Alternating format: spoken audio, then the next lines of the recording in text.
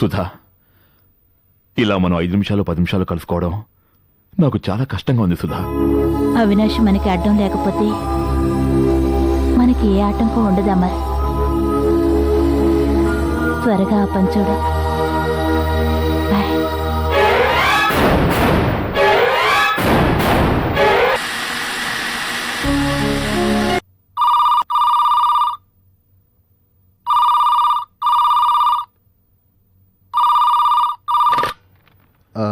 Hello, నేను రవీంద్రను మాట్లాడుతున్నాను. నమస్కారం సార్. ఎలా ఉన్నావు శ్రీను? బాగున్నాను సార్. ఈరోజు ఆఫీస్కి వెళ్ళలేదా? పూజకి ఒంట్లో బాగాలేదు సార్. మా ఆఫీస్లో కూడా ఇవాళ పని లేదు. అక్కడికి వెళ్ళి ఊరికే కూర్చునే బదులు ఇంట్లో ఉంటే ఇంటి పని కాస్త పూజకి సహాయంగా ఉంటుందని ఆఫీస్కి వెళ్ళలేదు సార్. ఇప్పుడే పూజకి జ్యూస్ కలిపి తీసుకువెళ్తున్నాను. ఇంతలో మీ ఫోన్ వచ్చింది. సార్, నాతో మీకేమైనా పనుందా సార్? పూజను ఒకసారి పిలుస్తావా? అదేంటి సార్, మీతో ఏదో మీటింగ్ ఉందని సాయంత్రమే వస్తానని చెప్పి వెళ్ళింది. వచ్చిందిలే. మీటింగు 6 గంటల క్రితమే అయిపోయింది. పూజతో ఒక విషయం చెప్పడం మర్చిపోయాను. ఈ పాటికి ఇంటికి వచ్చి ఉంటుందని ఫోన్ చేశాను. సరే, ఇంటికి రాగానే నాకు ఒకసారి ఫోన్ చేయమని చెప్పు. ఓకే? తప్పకుండా చెప్తాను సార్. ఉంటాను సార్.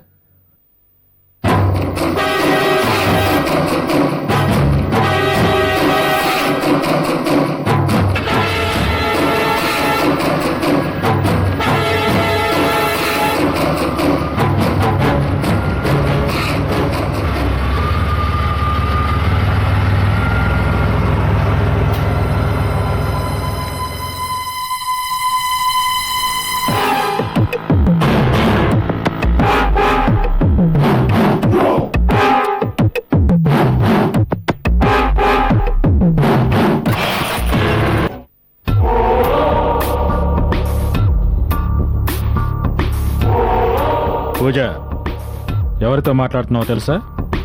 తెలుసు. నాలాంటి ఆడపిల్లల జీవితాలను పణంగా పెట్టి కోట్లు గడుస్తున్న పెద్ద మనిషితోనేనని బాగా తెలుసు. పూజ, మన మధ్య గొడవ ఎందుకు చెప్పు. నేను చెప్పినట్టుగా నీకు ₹1,00,000 ఇచ్చాను. కావాలంటే ఇంకో ₹1,00,000 ఇస్తాను, సరేనా? చేసేది తప్పుడు పనైనా అందులో న్యాయం ఉండాలి సార్. సరే, మాటలు అనవసరం. నాకు 50 లక్షలు కావాలి. 50 లక్షలా? అవును, 50 లక్షలు ఇస్తేనే మీ చేతికి ఒరిజినల్ డాక్యుమెంట్ పేపర్స్ వస్తాయి. అంటే ఇప్పుడు మీ దగ్గరున్న పేపర్స్లో ఆ గిల్ఫెడ్ సంతకం కాదు, ఆ సంతకం నాది. బాత్రూంలో ఆ పేపర్స్ని మార్చేశాను. ఒరిజినల్ పేపర్స్ ఇప్పుడు నా దగ్గరున్నాయి. రేపు 50 లక్షలు నువ్వు ఇవ్వాలి.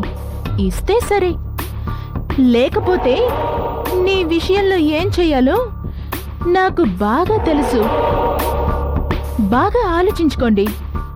రేపు మార్నింగ్ వరకే మీకు టైం. వస్తా.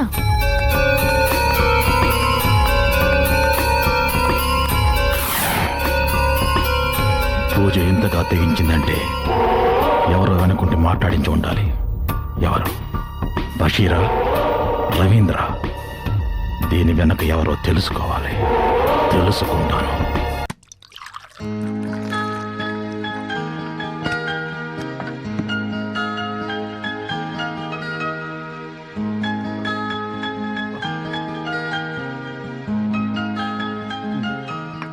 మీరింకా ఫోన్ చేయలేదా? నువ్వు రాకుండా నేను ఎప్పుడైనా తిన్నానా చెప్పు. ఏంటండి మీరు నా కోసం వెయిట్ చేస్తున్నారా? ఈరోజు మీటింగ్ అవగానే రవీంద్ర గారితో టిఫిన్ చేశాను, అందుకే ఆకలిగా లేదు. సర్లేండి, వడ్డిస్తారండి.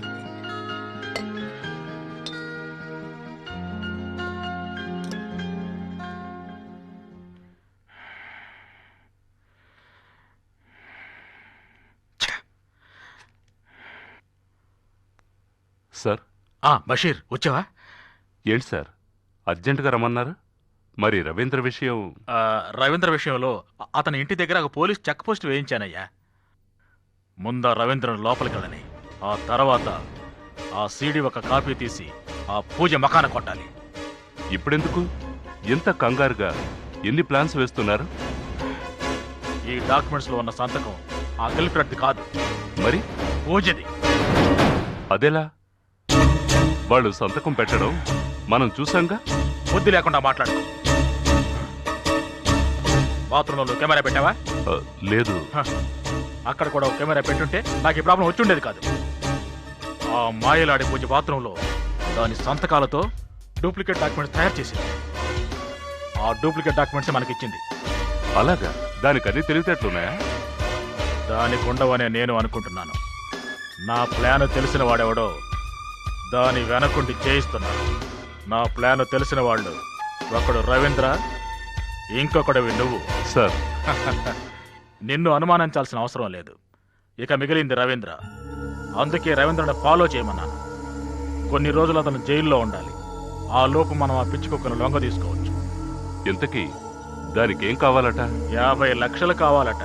50 లక్షలా? నువ్వేం ఆశ్చర్యపడక్కర్లేదు. దాన్నేం చేయాలో నాకు తెలుసు. నేను చెప్పినట్టు నువ్వు చేస్తే చాలు.